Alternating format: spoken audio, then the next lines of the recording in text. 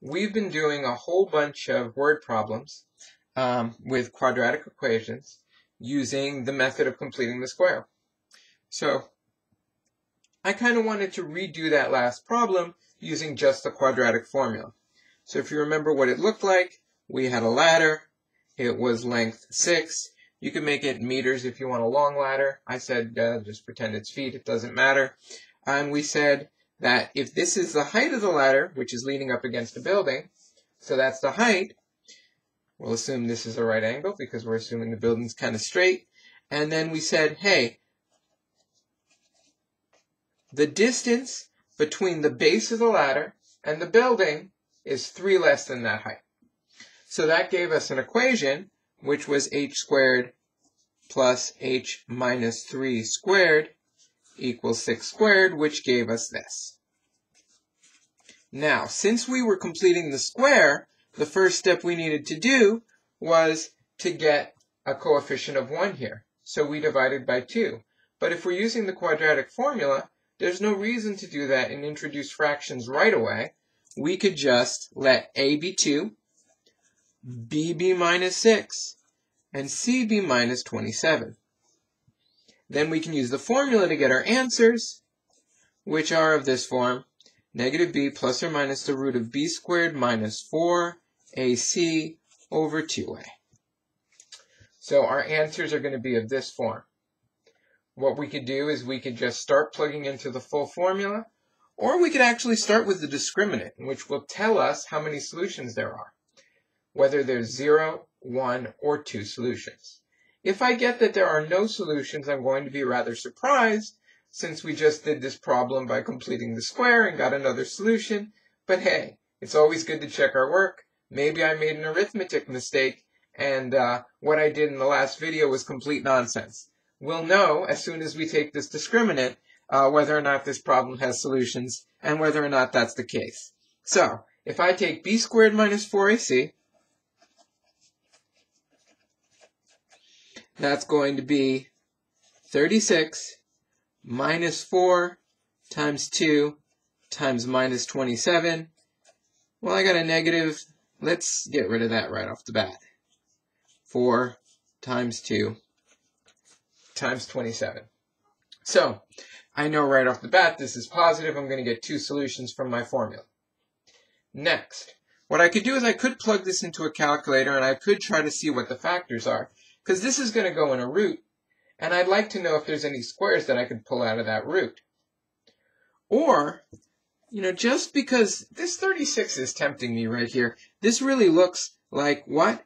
Well, 36 is 4 times 9. And here, since 27 is 9 times 3, this is 4 times 9 times 3 times 2, because we still have a 2 there, so 27 is 9 times 3. You don't have to do it this way. You can totally just plug this into a calculator. However, by doing it this way, that lets me pull out a 4 times 9, and I get a 1 plus 2 times 3, or 3 times 2. So I get 4 times 9 times 7. And I'm going to stick to doing it this way. I like that because I like this in my root. I like this in my root because I know what the root of 4 is, and I know what the root of 9 is right away. So that might make my life a little easier. However, if I had plugged it into a calculator, I could just try dividing by different numbers, and I would see that it's divisible by 4 and divisible by 9. Notice that these issues don't come up when we're just completing the square, but they do come up here, being able to try to find the right numbers to pull out. The numbers don't get as big if we complete the square, or they didn't back when we completed the square. Okay, so now let's try to use this full formula here.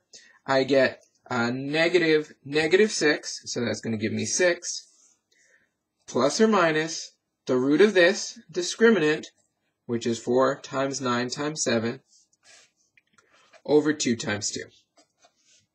Okay, so what's that equal to? Well, the root of 4 times 9 times 7 is the same as the root of 4 times the root of 9 times the root of 7. So I get 6 plus or minus, well, the root of 4 is 2, and the root of 9 is 3.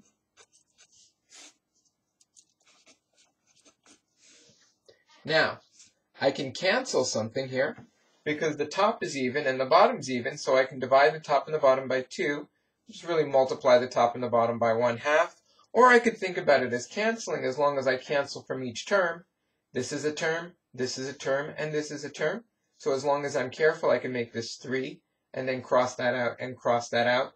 I could even factor the top by pulling out a 2 and then cross out if I wanted to. Lots of different ways. They all give me the same result. All of those give me 3 plus or minus 3 root 7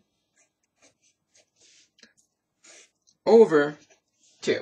Once I'm done multiplying the top and the bottom by 1/2, or dividing the top and the bottom by 2, or canceling, or factoring and then canceling.